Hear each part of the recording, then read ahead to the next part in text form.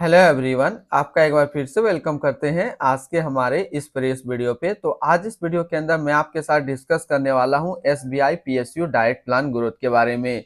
तो जैसे कि हर वीडियो में मैं आपके साथ रिव्यू शेयर करता हूं, तो आज इस वीडियो में मैं आपके साथ रिव्यू नहीं शेयर करने वाला हूं, क्योंकि ऑलरेडी हमने एसबीआई पीएसयू डायरेक्ट प्लान का काफी सारा रिव्यू वीडियो अपलोड कर चुका हूं। और जब मैंने सभी वीडियो का कमेंट्स चेक किया तो आप लोग बहुत सारा गलती कर रहे हैं, जो कि एसबीआई पीएसयू म्यूचुअल फंड के साथ नहीं करना चाहिए।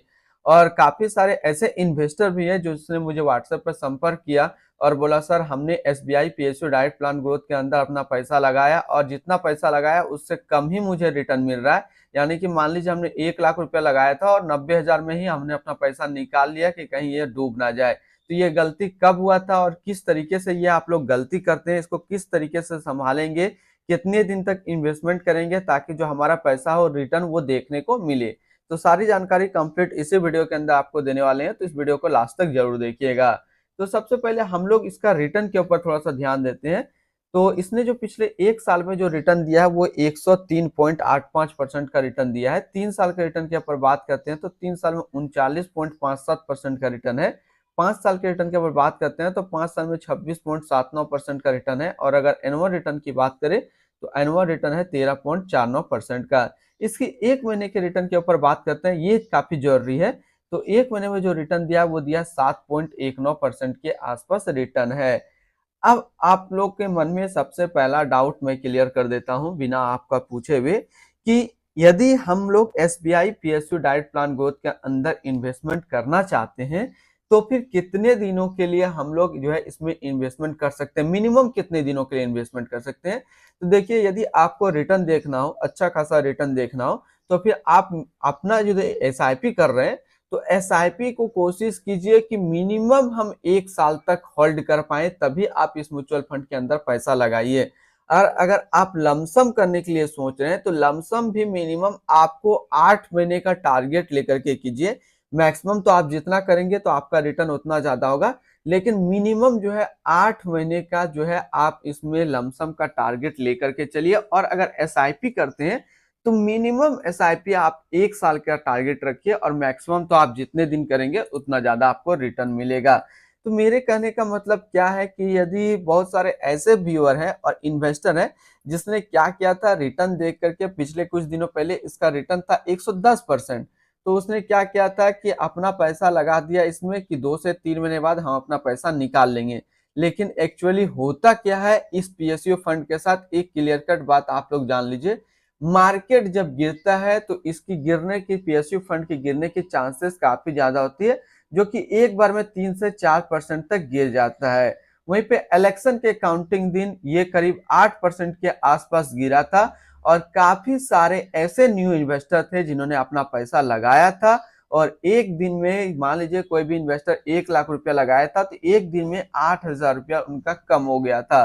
तो वो काफी डर चुके थे कि आगे हमें क्या होगा, कि मेरा पैसा और कम हो जाएगा। तो बहुत सारे ऐसे इन्वेस्टर निकाल दिए थे। तो निकालना आपको नहीं है। इसमें जो गिरता है मार्केट 3 से 4%, वो रिकवर भी हो जाता है। फिर 2 से 3 दिन में ये 8% जो गिरा था वो रिकवर हो चुका था। जो कंटिन्यू ये म्यूचुअल फंड के साथ बने होंगे तो उनका एक्सपीरियंस होगा, उनका रिटर्न होगा, तो उन्होंने देखा होगा कि जो भी मेरा इलेक्शन के काउंटिंग के दिन पैसा गिरा था वो अब तक रिकवर हो चुका है और उनसे ज्यादा रिकवर हो चुका है, ये ध्यान देंगे।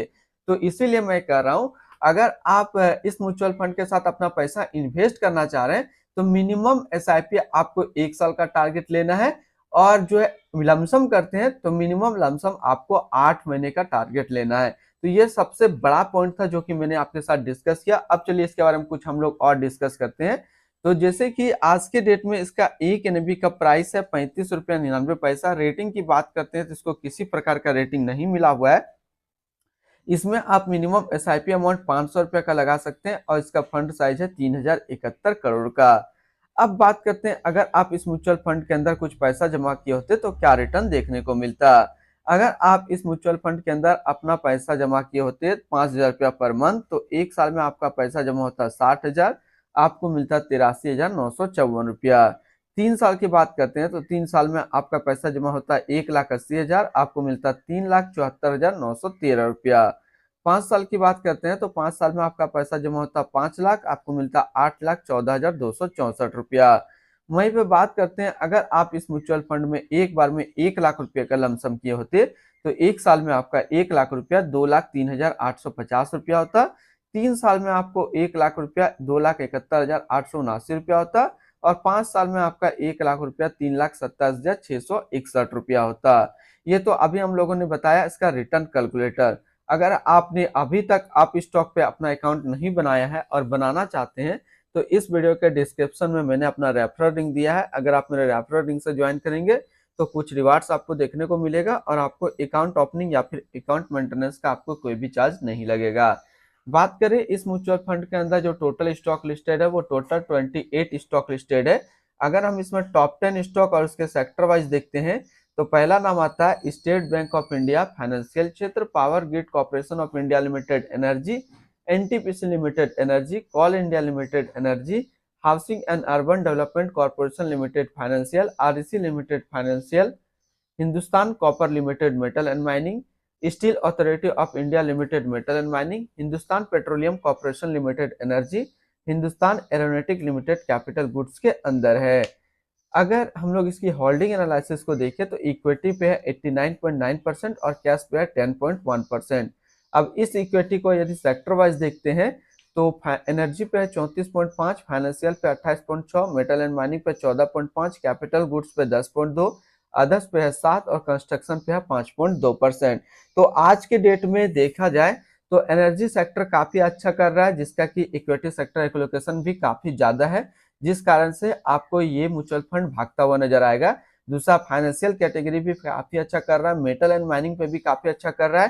कैपिटल गुड्स में एक स्टॉक आता है जो कि है हिंदुस्तान एरोनॉटिक, और ये एक डिफेंस कैटेगरी का स्टॉक है जो कि आज के डेट में काफी अच्छा परफॉर्म कर रहा है। और हिंदुस्तान एरोनॉटिक स्टॉक का एक म्यूचुअल फंड में ज्यादा कंट्रीब्यूशन है, वो है एचडीएफसी डिफेंस फंड, और आज के डेट में देखिए वो करीब एक महीने में 20 से 22% निकाल करके दिया है एचडीएफसी डिफेंस फंड। तो अगर आपके पास पैसा है, एसआईपी करना चाहते हैं तो आप एचडीएफसी डिफेंस फंड को भी माइंड में लेकर के चलेंगे, उनका रिटर्न काफी तगड़ा मिल रहा है। और कंस्ट्रक्शन के क्षेत्र में भी आज इंडिया पे काफी अच्छा ग्रो हो रहा है। तो बाकी देखा जाए तो इसका इक्विटी सेक्टर एलोकेशन मुझे काफी पसंद है, क्योंकि मार्केट के हिसाब से इसने अपना स्टॉक होल्डिंग बनाया हुआ है, जिसकी वजह से एसबीआई पीएसयू फंड काफी तेजी से ग्रो कर रहा है। इसकी एडवांस रेशियो की बात करते हैं तो इसका प्राइस टू अर्निंग रेशियो 12.42 और पीवी रेशियो 2.11। अगर आप इस म्यूचुअल फंड के अंदर अपना पैसा इन्वेस्ट करना चाहते हैं तो मिनिमम लमसम आपको 5,000 रुपया का करना होगा, और अगर आप एसआईपी करते हैं तो मिनिमम 500 रुपया का आपको एसआईपी करना होगा। अब हम लोग रिटर्न एंड रैंकिंग के ऊपर बात करते हैं, और यहीं पे आपको समझ में आएगा कि क्या हमें इस म्यूचुअल फंड के अंदर इन्वेस्ट करना चाहिए या फिर नहीं करना चाहिए। सबसे पहले हम लोग बात कर लेते हैं एसबीआई पीएसयू फंड का जो फंड रिटर्न है, एक साल में 103.8, 3 साल में 39.6, 5 साल में 26.8 और एनुअल है 13.5 का। वहीं पे इस कैटेगरी का जो एवरेज रिटर्न आता है, यानी कि इक्विटी सिलेक्ट्रिकल या फिर थीमेटिक कैटेगरी का म्यूचुअल फंड का, एक साल में 99.8, 3 साल में 42.2, 5 साल में 27.7 का।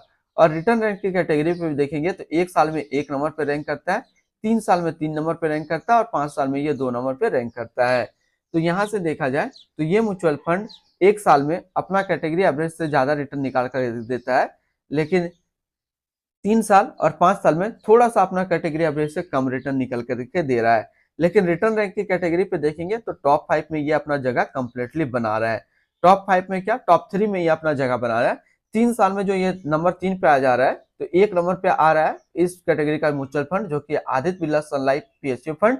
दूसरा जो आ जा रहा है इन्वेक्सो इंडिया पीएसयू फंड, और तीसरे नंबर पे ये रैंक कर रहा है। अगर हम लोग इनका एक्सपेंस रेशियो देखें तो इनका एक्सपेंस रेशियो 0.81% का। एग्जिट लोड की बात कर लेते हैं, अगर आप इन्वेस्ट किया हुआ पैसा 30 दिनों के अंदर निकालेंगे तो आपको 0.50% का एग्जिट लोड देना होगा। और स्टम्प ड्यूटी की बात करते हैं तो स्टम्प ड्यूटी है 0.005%। अब हम लोग बात कर लेते हैं इसकी fund house and investment objects को। हाँ, एक चीज मैं यहाँ पे मिस कर रहा हूँ, इसकी टैक्स स्लैब में। तो देखिए टैक्स स्लैब जो अदर म्यूचुअल फंड का है उसी तरीके का सेम है, क्योंकि बहुत सारे व्यूअर ये भी पूछे थे कि सर पैसा निकालेंगे तो टैक्स कितना लगेगा। तो अगर आप इस म्यूचुअल फंड्स में इन्वेस्ट किया हुआ पैसा एक साल के पहले निकालेंगे तो जो भी आपका रिटर्न बनेगा उस पर 15% का टैक्स लगेगा, ये बात ध्यान में रखेंगे। अगर आप 1 साल के बाद अपना पैसा निकालते हैं और वो 1 साल में आपका 1 लाख प्लस रिटर्न यदि होता है तो फिर आपको 10% का यहाँ पे टैक्स देना होगा। दो कैटेगरी है, 1 साल के पहले निकालेंगे तो जो भी आपका रिटर्न बनेगा उस पर 15% टैक्स लग जाएगा, और 1 साल के बाद निकालेंगे और इस 1 साल में आपका 1 लाख प्लस का रिटर्न बनता है तो फिर आपको 10% का टैक्स देना होगा। रिटर्न रेट की कैटेगरी पे देखिए तो SBI mutual fund total assist में नंबर 1 पे रैंक करता है। ये म्यूचुअल फंड स्टार्ट हुआ था 29 जून 1987 को। देखिए मैं बार बार एक चीज बोलता हूँ, और कल मेरा थोड़ा सा एक कमेंट पे थोड़ा सा बकझक भी हो गया था, क्योंकि उनका जो कमेंट करने का सेंस था बहुत ही गलत था। उसने मुझे काफी अटपटा सा बात बोला था, तो इसलिए मुझे थोड़ा सा गुस्सा लगा। मैं उसको समझाने की कोशिश किया लेकिन उसने मुझे गलत ठहराया। तो मैं देखिए हमेशा बताता हूँ, जब भी मैं fund house and investment objects में आता हूँ अपना वीडियो का, तो एक चीज क्लियर कट करता हूँ कि मैं डेट ऑफ इनकॉर्पोरेशन कहने का मतलब क्या है। इसका मतलब यह है कि एसबीआई म्यूचुअल फंड, ना कि एसबीआई पीएसयू फंड। तो यहाँ पे जो मैं बात कर रहा हूँ एसबीआई म्यूचुअल फंड जो स्टार्ट हुआ था वो हुआ था 29 जून 1987 को। तो यहाँ पे मेरे जब भी मैं आऊंगा fund house and investment objects में और डेट ऑफ इनकॉर्पोरेशन में, तो ये जो यहाँ पे जो डेट रहेगा वो जो असिस्ट मैनेजमेंट कंपनी है स्टार्ट होने का उसका डेट रहेगा, ना कि उस म्यूचुअल फंड का स्टार्ट होने का डेट है। तो ये चीज ध्यान में रखेंगे। इसे मैं थोड़ा सा मुझे कल मूड पूरा खराब कर दिया था कमेंट पे। SBI PSU diet plan growth ये एक इक्विटी म्यूचुअल फंड है जो कि लॉन्च किया गया था एसबीआई म्यूचुअल फंड की तरफ से। ये म्यूचुअल फंड स्टार्ट हुआ था 29 जून 1987 को, यानी कि SBI mutual fund. Richard D'Souza अभी इसका करंट फंड मैनेजर है। इस फंड का करंटली असिस्ट अंडर मैनेजमेंट है 9,81,788 करोड़ का, और लेटेस्ट में भी है 35 रुपया 99 पैसा। बात करते हैं SBI PSU diet plan growth, ये एक काफी हाई रिस्क म्यूचुअल फंड है। इसमें मिनिमम एसआईपी अमाउंट 500 रुपया का सेट किया गया है और मिनिमम लमसम 5,000 रुपया का इन्वेस्टमेंट कर सकते हैं। इन्वेस्ट किया हुआ पैसा अगर 30 दिनों के अंदर आप निकालेंगे तो फिर आपको 0.50% का एग्जिट लोड देना होगा। तो आज इस वीडियो के अंदर मैंने आपके साथ डिस्कस किया एसबीआई पीएसयू फंड के बारे में। फिर मिलते हैं हम लोग नेक्स्ट को इस तरीके का वीडियो की अच्छी जानकारी को लेकर के।